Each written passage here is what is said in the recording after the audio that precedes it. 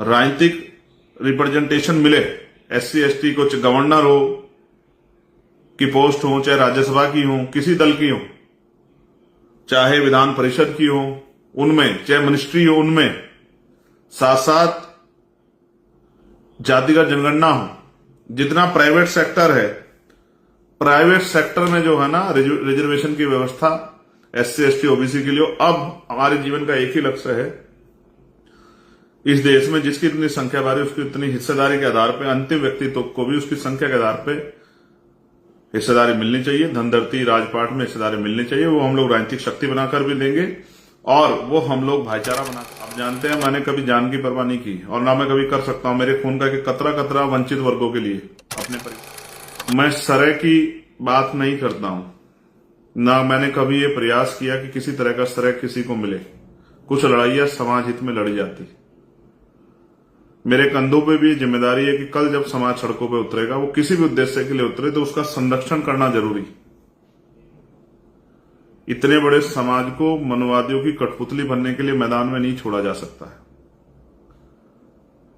पिछले लंबे समय से मैं यही चिंता कर रहा हूं कि कोई इस तरह की घटनाक्रम, इस तरह की अनहोनी हमारे सामने ना आए जिसकी कीमत हमें लंबे समय तक चुकानी पड़े।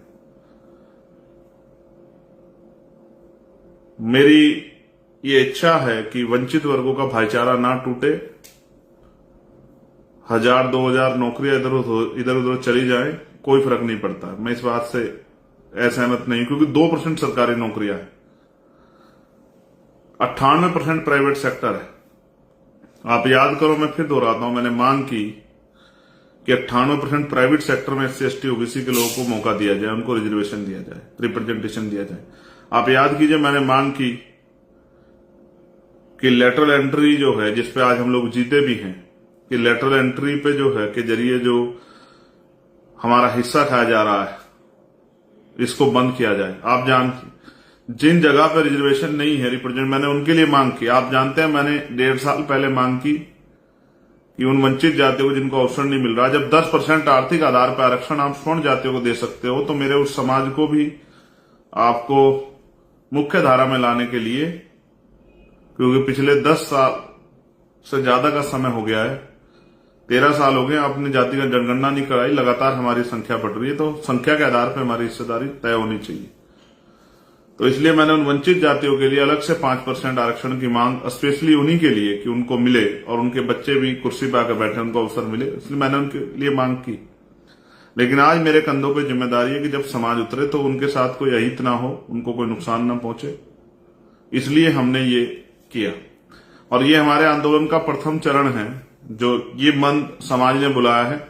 लेकिन 11 तारीख की जो है रैली, 11 तारीख का जो ऐतिहासिक आंदोलन हम लोग दिल्ली में करेंगे, वो हम समाज के सहयोग से अपने नेतृत्व में करेंगे, भीम आर्मी आजाद समाज पार्टी के नेतृत्व में करेंगे। और वो आंदोलन वो पूरा जो संघर्ष है वो इसीलिए होगा कि अब हम सरकार को बताएंगे किस तरह से हमारे अधिकार को छीन के रखने वालों को हम लोग डंके की चोट पर सबक सिखाते हैं।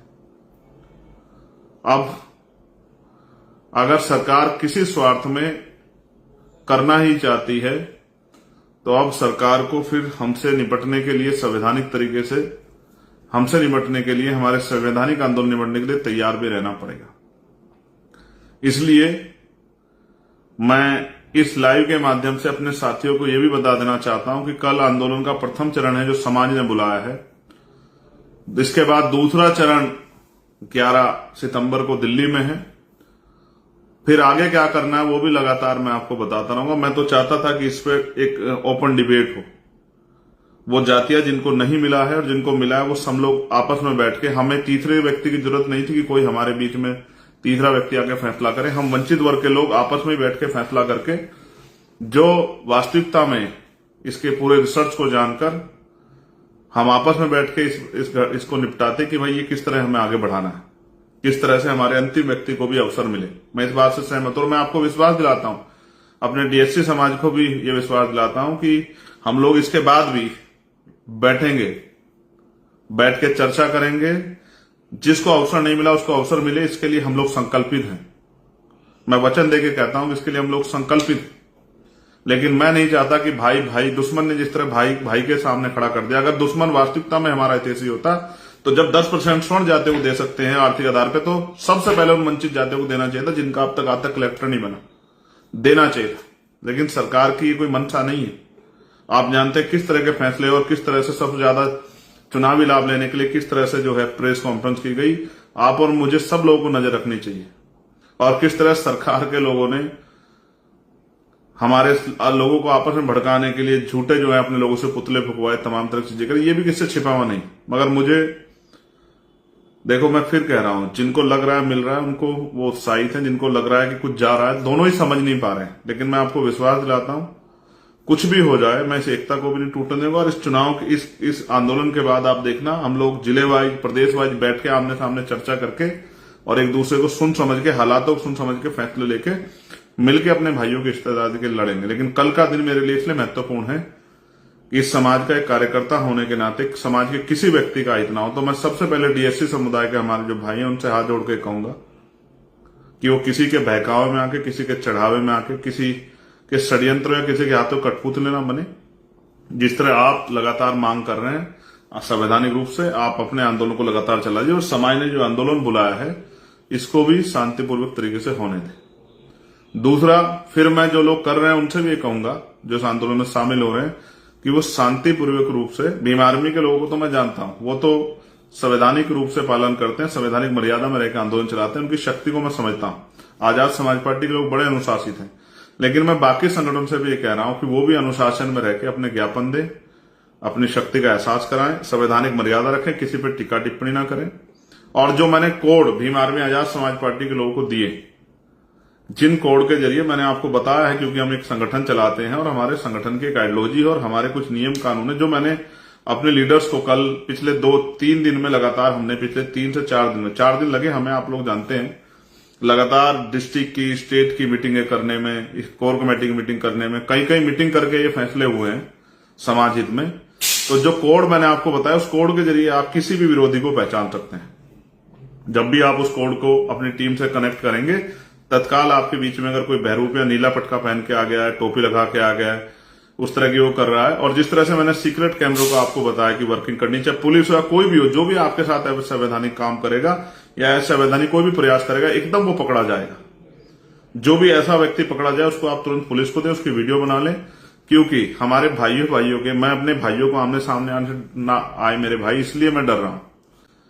आप जानते हैं मैंने कभी जान की परवाह नहीं की, और ना मैं कभी कर सकता हूं। मेरे खून का कतरा वंचित वर्गों के लिए, अपने परिवार के लिए।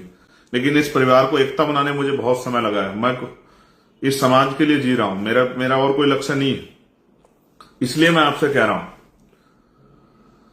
जो लोग मुझे सुन रहे हो, जो लोग मेरे साथ जिन्होंने काम किया, जो लोग मेरे दर्द को समझते हैं, मैं उनको विश्वास दिला कहता हूं, किसी का अहित नहीं होने दिया जाएगा। वो वंचित वर्ग के लोग हों या जिनको कहा जा रहा है कि उनका चला जाएगा, उनको भी मैं कह रहा हूं। मैं अपने बुद्धिजीवी वर्ग को कह रहा हूं, अधिकारी कर्मचारियों को कह रहा हूं, मेरा भरोसा करो। मैं संकल्प देख कह रहा हूं, बाबा साहब अम्बेडकर के मिशन का संकल्प करके कह रहा हूं, किसी का अहित नहीं होने दिया जाएगा, और जिसकी जो हिस्सेदारी बैठती है उसको मिलेगी। लेकिन आप संयम रखो, किसी की कठपुतली मत बनो, किसी पर टिप्पणी मत करो। और मैं अपने संगठन के साथियों से कह रहा हूं जो हमसे लोग जुड़े, जो मैंने आपको कोड दिए हैं, आप समय समय पर आंदोलन के बीच में उन कोडों का प्रयोग करना, आपको पता लग जाए कौन बाहर का आदमी आपके उसमें। और जैसे ऐसा आदमी तत्काल वीडियो बनाए, क्योंकि बहुत सारे लोग ये चाहते थे कि हमारे लोग सड़कों पर आए और फिर उनका इस तरह से मिसयूज किया जाए, फिर इनको दोनों भाइयों को लड़ा दिया जाए। ये वंचित वर्ग के लोग हैं, इनमें ये मार्शल कौम है जिन्होंने अपने शौर्य, अपने बल पे जो है बहुत सारे संघर्ष किए, विरोधियों को धूल चटा दी।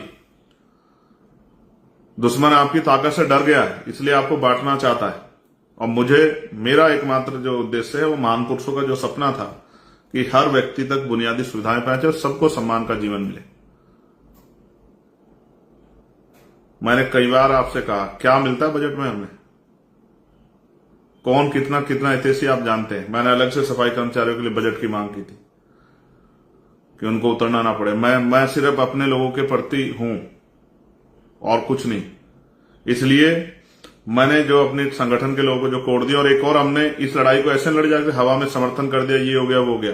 हमने इसके लिए एक वॉर रूम बनाया। मैं अभी लगभग 8:30 बजे एक लिस्ट जारी करूंगा स्टेट वाइज, चाहे उड़ीसा हो, तेलंगाना हो, कर्नाटका हो, चाहे केरल हो, तमिलनाडु हो, चाहे झारखंड हो, चाहे बिहार हो, मध्य प्रदेश हो, राजस्थान हो, छत्तीसगढ़ हो, यूपी हो, दिल्ली हो, पंजाब हो, हरियाणा हो, जम्मू हो, उत्तराखंड हो, मध्य प्रदेश हो, राजस्थान हो, सब जगह के कॉन्टेक्स्ट में आपको अगर कोई भी कहीं आपके साथ परेशानी आती है, तत्काल आप उन पर संपर्क करें। ये वॉर रूम इसलिए है कि आपकी सुरक्षा होकर हमारी लीगल टीम सक्रिय रहेगी। डिस्ट्रिक्ट में हमारी लीडरशिप, डिस्ट्रिक्ट की लीडर जो हमारी लीगल टीम है, अपने वकील साथियों से मैं कह रहा हूं वो लोग तैयार रहें। हमें हर मुसीबत से समाज को बचाना है। अब तक इन समाजों से राजनीति होती आई, अब पहली बार एक एकता बनकर हम लोग प्रयास किए, उस एकता से लोग डर गए। इसलिए जो मैंने कहा उस कोड का प्रयोग करना है। जो बीच में आपका कोई घुसेगा तत्काल पकड़ा जाएगा, फिर उसको कानूनी रूप से सबक सिखाया जाएगा। और दूसरा, लगातार जो है यही किसी भी आंदोलन को जो है चलाने का यही तरीका होता है कि आपके पास कुछ सीक्रेट प्लान होना चाहिए। संवैधानिक मर्यादाओं में इस आंदोलन को पूरा करना है और अगले आंदोलन 11 सितंबर की दिल्ली के लिए तैयारी करनी है। भीम आर्मी आजाद समाज पार्टी और बहुजन समाज के लोग कह रहा हूं, एक दिन में आंदोलन नहीं जीता जाएगा। और अब हमारी मांग जो है मैंने आपको बता दी है। हमारी मांग सिर्फ ये नहीं है छोटी मोटी मांग, अब जो है हम बताएंगे किस तरह से अधिकारों की रक्षा होती है, किस तरह से संघर्ष किया जा सकता है। अब जो बैकलॉग है, जो 15% को 4-5% में टाल रखा था, एक एक नौकरी हम लोग पूरी कराएंगे, पूरा बैकलॉग भराएंगे, आरक्षण का कोटा पूरा कराएंगे। दूसरा, राज्यसभाओं में, विधान परिषद में SC ST OBC के लोगों को राजनीतिक आरक्षण मिले, राजनीतिक रिप्रेजेंटेशन मिले। SC ST को गवर्नर हो की पोस्ट हो, चाहे राज्यसभा की हो, किसी दल की हो, चाहे विधान परिषद की हो उनमें, चाहे मिनिस्ट्री हो उनमें, साथ साथ जातिगत जनगणना हो।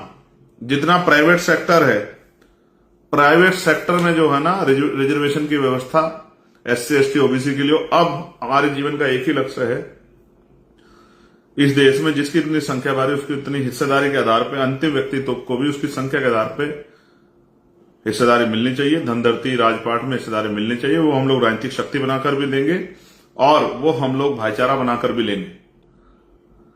अब हम चुटकी भर के लिए नहीं लड़ेंगे, अब हम अपनी संख्या के आधार पर हिस्सेदारी के लिए लड़ेंगे और अपने भाइयों के लिए भी और अपने लिए भी हम लोग मैदान में जाके लड़ाई लड़ेंगे। हम ये पहले भी करते आए। मैंने आपसे कहा जुडिशरी में भी रिजर्वेशन होना चाहिए। जिस हर डिपार्टमेंट में जो हमारी हिस्सेदारी वो उसको हमें पूरा कराना है। अब हम SC ST OBC के वास्तविक अधिकार उन तक पहुंचे, इसके लिए रोज संघर्ष करेंगे। अब हमारा यही मकसद है कि अंतिम व्यक्ति तक सुख सुविधाएं, बुनियादी अधिकार पहुंचे और जो सरकारों में हमारा हिस्सेदारी बैठती संख्या के आधार पर, बजट में, तमाम चीजों में, उन पे भी हम लोग जो है संघर्ष करेंगे। अब हमने ठान लिया। लेकिन मैं फिर आपसे पुनः अनुरोध करूंगा, शांति प्रिय तो आप लोग हैं, लेकिन संवैधानिक मर्यादा का पालन करते हुए। और एक मैंने कहा ना, दुश्मन के मोहरे नहीं बनना, अच्छी टिप्पणी नहीं करनी है अपने लोगों। भाई भाई के साथ नहीं लड़ता है, कभी नहीं लड़ता, लड़ना भी नहीं चाहिए। 2-4 हजार नौकरियों से कोई फर्क नहीं पड़ता है। ये होना चाहिए, जरूरी है कि जो जिसको नहीं मिला उसको मिलना चाहिए, लेकिन सरकार के मोहरे बन के नहीं। इसलिए मैं आपसे अपील करूंगा। और समाज समझदार है और दुश्मन देखिए कितना समझदार है, भाइयों को भाइयों से लड़ा रहा है। वरना अलग से भी 10% 5% दे सकता था, लेकिन फिर भाई भाई से लड़ते तो वो तमाशा कैसे देखता। और गजब का खेल, जो लोग देने का वादा कर रहे हैं वो राजस्थान में समर्थन भी कर रहे हैं बंद का। कई खेल चल रहे हैं, बहुत सावधान रहिए।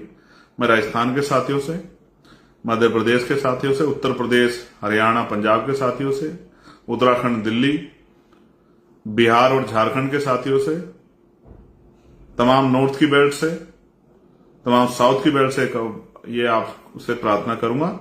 8:30 बजे हम लोग लिस्ट जारी करेंगे। कहीं किसी कोई परेशानी आती, किसी भी तत्काल होकर, और 1-1 मिनट की खबर के लिए चंद्रशेखर आजाद आपके बीच में है।